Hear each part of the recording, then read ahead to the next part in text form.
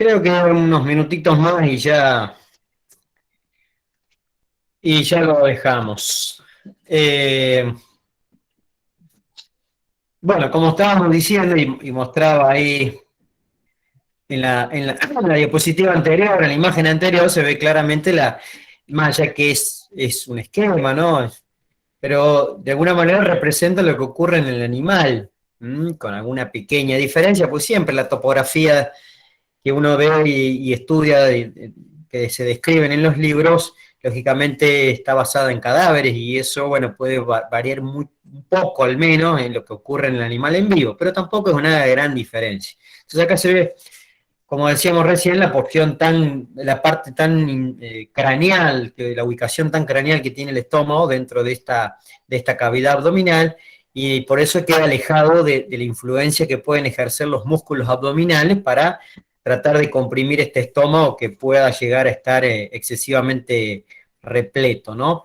Bueno, algo que también no había mencionado, pero que tiene que ver también con la imposibilidad del vómito del caballo, es la inclinación tan manifiesta que hay o la ubicuidad que hay entre el esófago y el estómago. Eso también sería una de las circunstancias por las cuales el animal tiene impedido el fenómeno del vómito, que es un proceso de protección, es un mecanismo de protección que justamente tiene ese propósito, evacuar el contenido excesivo para evitar, ¿no es cierto?, ya sea alguna sustancia tóxica, nociva, o simplemente para evitar que se rompa el órgano y de esa manera provocarle básicamente una peritonitis mortal, ¿no es cierto? Entonces, bueno, ahí se ve el estómago vacío en este caso, tapado en una parte importante por el vaso. El vaso en los caballos es realmente enorme, ¿sí? Y bueno, en este caso está como todavía más aumentado de tamaño, seguramente porque ha sido el animal sacrificado, eutanasiado con algún anestésico que a veces hacen que el vaso esté más aumentado de tamaño. Pero de por sí, el vaso de un caballo es muy grande, ¿sí? Es un órgano de reserva de glóbulos rojos terriblemente grande. Y ahí se ve parte del hígado. El hígado del caballo tiene porciones a la izquierda y un predominio a la derecha, ¿sí? Hay partes de la derecha y de la izquierda del plano medio, y como pasa similar al caso de los carnívoros, los lóbulos más grandes del hígado están del lado derecho. Bueno, pero ahí se ve claramente la inclinación que también tiene el estómago, y este estómago no contacta, por más que esté repleto, no contacta con el piso de la cavidad abdominal, ¿sí? Porque ya lo vamos a retomar esto cuando estudiemos las diferentes partes del intestino, todas estas siglas que hay ahí, estos nombres que aparecen, bueno, todos corresponden, son partes del intestino grueso, principalmente, digamos, del colon ascendente, que es realmente muy grande, muy voluminoso, que hay que estudiarlo con tiempo y aprendérselo, porque realmente gran parte de la fisiología digestiva del animal y muchos de los problemas que ustedes van a tener que resolver en un futuro tienen que ver con el intestino grueso del caballo y principalmente con lo que corresponde al colon ascendente. Y ahí estamos viendo una imagen craneal. Lógicamente acá le está faltando el hígado, que va a tapar y va a ocultar gran parte del estómago, pero bueno, el hígado se sacó. Y si nos podemos a pensar un poquito en esta imagen, este esquema está sacado del libro de Popesco, ese atlas que está bueno, son todos dibujos y referencias, no tiene ninguna explicación, pero está bueno para tener una noción por ahí de la posición y demás de los órganos. Y ahí se ve el estómago, una vista caudal, una cara visceral del estómago, y por delante se ve que queda como apoyado con el hígado, relacionado estrechamente con el hígado, y ahí también en la parte más dorsal de la cavidad abdominal, el páncreas, que queda como encerrado, el páncreas queda posicionado justamente cerquita de la curvatura menor. No estoy marcando, no sé por qué. A ver, bueno, está justamente el páncreas, queda encerrado ahí, en esa zona donde está la curvatura menor del estómago, el comienzo del intestino delgado, como estamos viendo acá. ¿sí? Tiene esa forma más o menos acorazonada, el páncreas del caballo. Entonces, bueno, acá estamos viendo una imagen caudal, la vista, la cara visceral del estómago y el comienzo del duodeno que se va hacia la derecha del plano medio, como ocurre también en el caso de un perro, de un gato, inclusive también en el caso de los rumiantes, el duodeno y el píloro, que el comienzo, ¿no es cierto?, está a la derecha del plano medio. Bien, y ahí se ve cómo el estómago queda distanciado, porque acá abajo estaría la pared abdominal ventral, acá abajo estaría esto, queda distanciado porque justamente están intercalados segmentos del colon, ¿sí? Flexuras, que ya las vamos a ver, que tienen esos nombres, que son curvaturas que hace el colon ascendente y que tienen que ver con las porciones de este colon tan desarrollado que tiene el animal, y esas flexuras, esas curvaturas lo que hacen es, de alguna manera, impedir que el estómago contacte con la pared ventral del abdomen, ¿no? Cosa que no ocurre, por ejemplo, en un carnívoro, ¿no?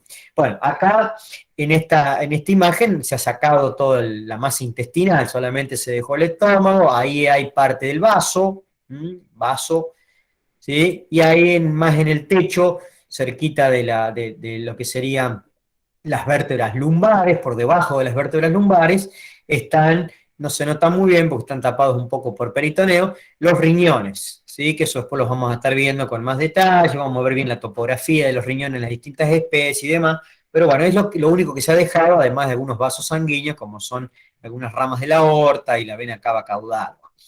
Eso para que más o menos se vayan orientando, pero vean la posición tan particular que tiene el estómago de estos animales, y son todas cuestiones que de alguna manera están vinculadas con la imposibilidad de acceder externamente al estómago del caballo. Hoy en día se puede solamente evaluar el estómago mediante ecografía, podríamos decir. Sí se puede ecografiar, se puede saber si hay contenido ahí adentro, pero externamente, digamos, no podemos palparlo, no hay forma de tocarlo desde afuera.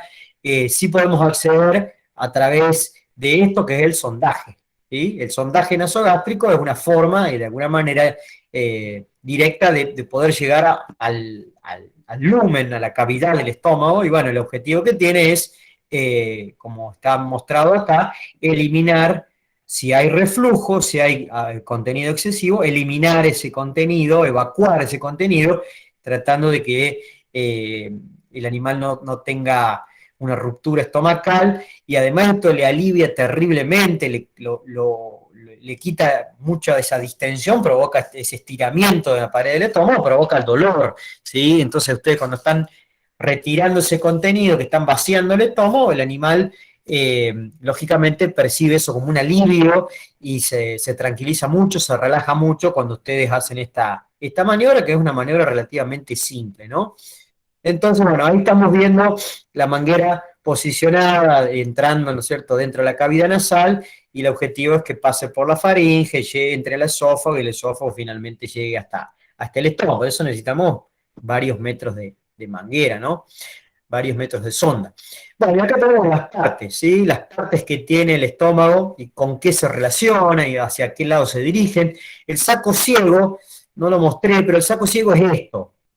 Ese saco ciego es esta especie de globo que se forma, o de saco, ¿no?, que se forma por encima del lugar donde desemboca el esófago. Esta es la desembocadura del esófago, está un pedazo del esófago, ¿no es cierto? Bueno, y este bolsillo que queda como por encima, a dorsal de la desembocadura del esófago, se llama saco ciego, ¿sí? Una zona que internamente ya sabemos que tiene mucosa aglandular, ¿sí? Mucosa aglandular. Entonces, esa es una parte que se describe al estómago de los caballos, el saco ciego. El perro no tiene saco ciego, comienza a partir directamente de un fondo. Tenemos fondo, tenemos cuerpo, partes pilóricas, curvaturas, superficie, exactamente lo mismo en definitiva que pasa en cualquier otra especie, pero acá le estamos agregando una parte adicional que se llama saco ciego. También está dirigida hacia la izquierda del plano medio, es la porción más dorsal e izquierda que tiene el estómago del caballo.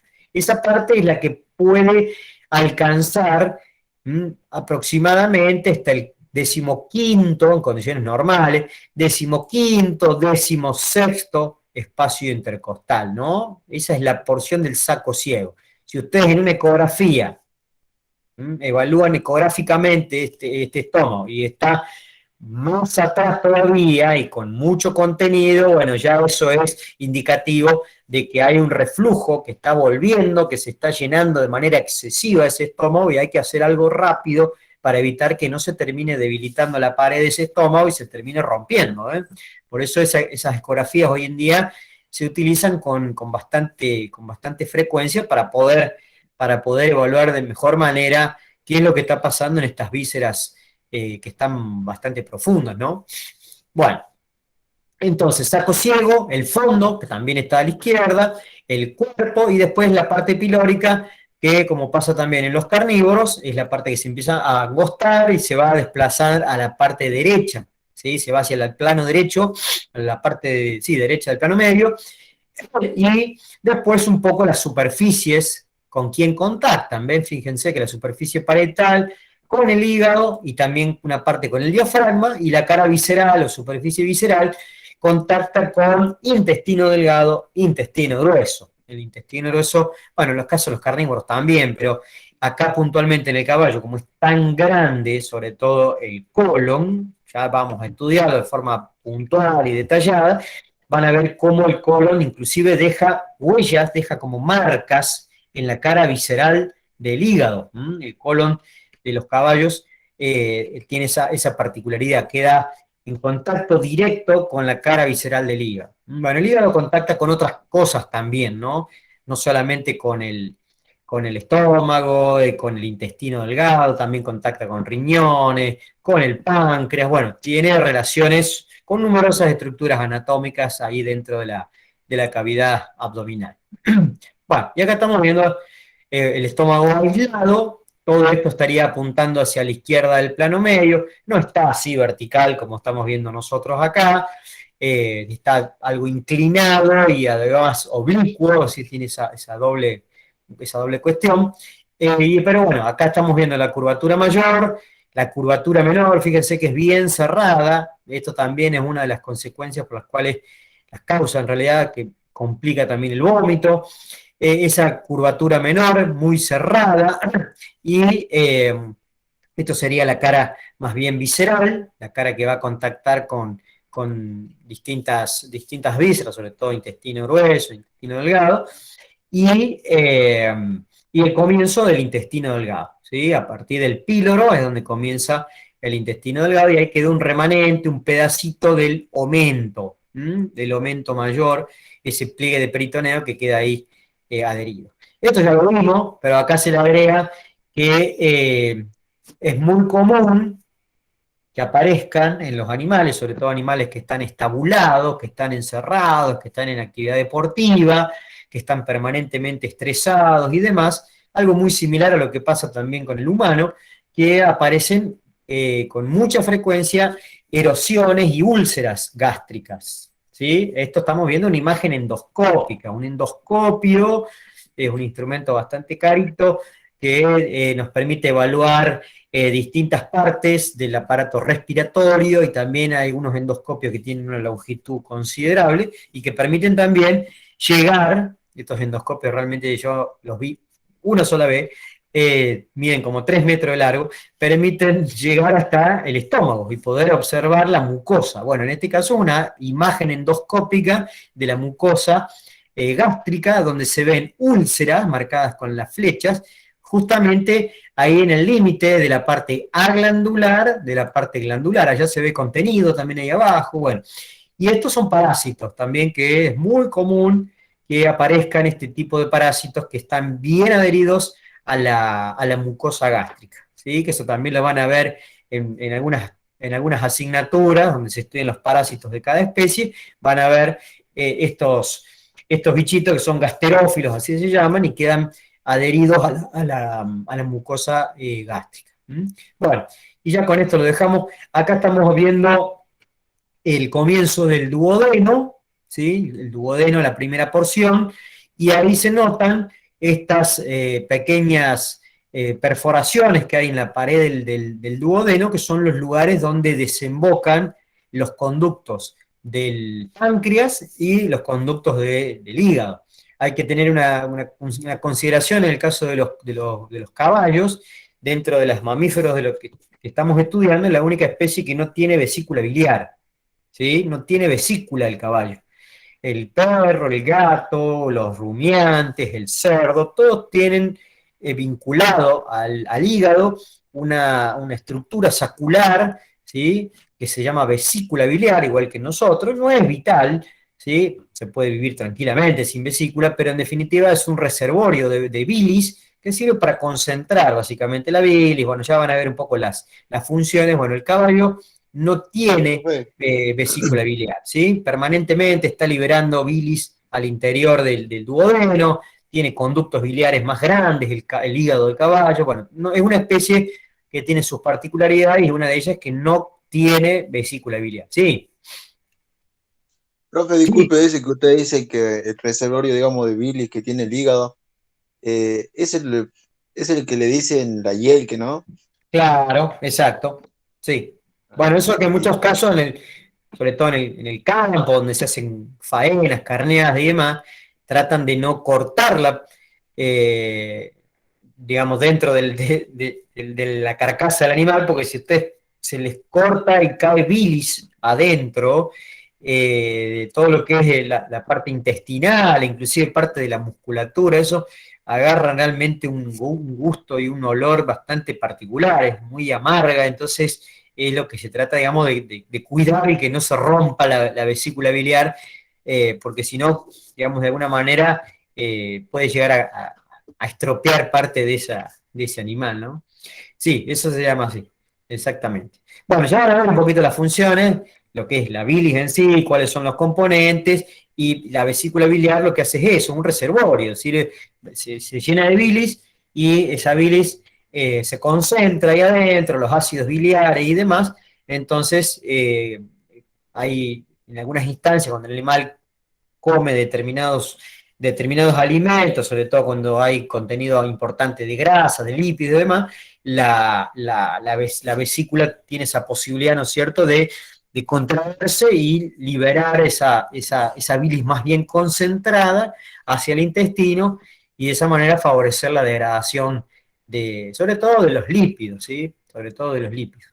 Entonces, bueno, el caballo no tiene esa vesícula biliar, ¿eh? No hay vesícula biliar en un caballo, así que no renieguen si tienen que buscarla porque no la van a encontrar.